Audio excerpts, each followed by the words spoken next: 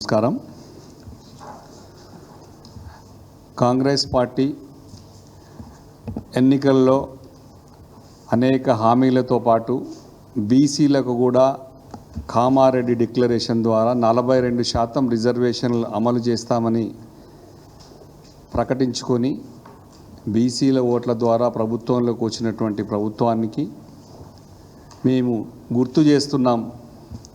మా బీసీలను మర్చిపోయారు, ఓట్లు వేయించుకునే వరకే ప్రక్రియ వదిలేసి 42% రిజర్వేషన్లను ఇప్పుడు స్థానిక సంస్థల ఎన్నికల్లో రిజర్వేషన్లు అసెంబ్లీలో బిల్లు పెట్టారు, ఢిల్లీ తీసుకెళ్లారు. ఢిల్లీలో కొట్లాడాల్సిన విధంగా కొట్లాడడం లేదనేది మా భావన. ఎందుకంటే 100 మంది పార్లమెంట్ మెంబర్లు ఉన్నటువంటి కాంగ్రెస్ పార్టీ ఇండియా కూటమిలో మిగతా వాళ్ళందరితో చర్చించుకొని వాళ్ళకు ఉన్నటువంటి కూటమి ద్వారా పార్లమెంట్లో బిల్లు పెట్టే ప్రక్రియ చేయకుండా అక్కడ నిర్లక్ష్యం చేస్తుందనేది మా బీఆర్ఎస్ పార్టీ భావన. దాన్ని ఖచ్చితంగా కూడా ఇక్కడ ఉన్నటువంటి అఖిలపక్షాన్ని అందరినీ పిలిచి తీసుకెళ్ళి ఢిల్లీలో కూర్చోబెట్టి మమ్మల్ని అందరినీ కూడా తీసుకెళ్తే మేము రావడానికి సిద్ధంగా ఉన్నాం. బీసీ సోదరులందరం కూడా వచ్చి తెలంగాణలో ఖచ్చితంగా మీరు ఇచ్చినటువంటి హామీని నిలబెట్టమని మేము నిలదీయడానికి ఖచ్చితంగా బీఆర్ఎస్ పార్టీ ప్రతిపక్ష పాత్రలో పోరాటానికి సిద్ధంగా ఉన్నాం. 42% హామీ ఇచ్చి ఢిల్లీ పంపించేసి కూర్చోవడం కాకుండా ఇప్పుడు స్థానిక సంస్థలు వస్తున్నటువంటి దాంట్లో 42% అమలు చేయాలి.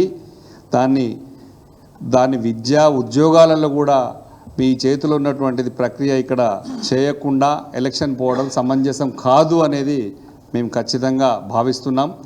బీసీ సోదరులందరూ మా సోదరిమణులందరూ కూడా గుర్తుపెట్టుకోవాలి, ఇది రైట్ టైం. స్థానిక సంస్థల్లో ఇప్పుడు కనుక వాళ్ళు చేయకపోతే ఎప్పుడు చేయరు. కాబట్టి ఇప్పుడు నిలదీయాలని చెప్పేసి అందరం గట్టిగా కోరుకోవడమే కాకుండా విద్యా ఉద్యోగాల్లో మీ చేతులు ఉన్న అవకాశాలు ఇవ్వండి, రిజర్వేషన్ చేయండి. చేయకుండా తాత్సారం చేయడం కూడా కరెక్ట్ కాదు.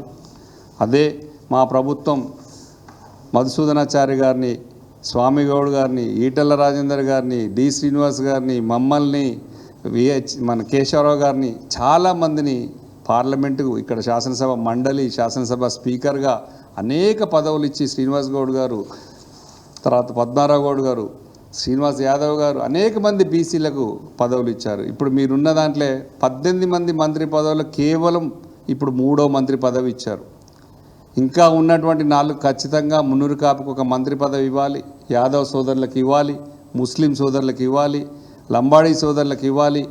అనేక మంది ఇంకా అనేక కులాలు దాదాపు బీసీ, ఎస్సీ, ఎస్టీ, ముస్లిం మైనార్టీలు ఉన్నటువంటి దీంట్లో బీసీలను మర్చిపోయారు, ముస్లింలను మర్చిపోయారు. వీళ్ళందరికీ కూడా ఇప్పుడు మంత్రి పదవుల్లో ఉన్నటువంటి కోటాను పూర్తి చేయాలని చెప్పేసి ఖచ్చితంగా బీసీల తరఫున మా పార్టీ తరఫున మేము కొట్లాడడానికి సిద్ధంగా ఉన్నాం. ఇదే మా భావన. ఖచ్చితంగా దీన్ని అమలుపరచాలని చెప్పేసి 42% ఇప్పుడు బీసీలు అమలుపరచాలని, రిజర్వేషన్ అమలు పరిచిన తర్వాతనే స్థానిక సంస్థల ఎన్నికలు పోవాలని చెప్పేసి మనస్ఫూర్తిగా కోరుకుంటున్నాం. జై తెలంగాణ.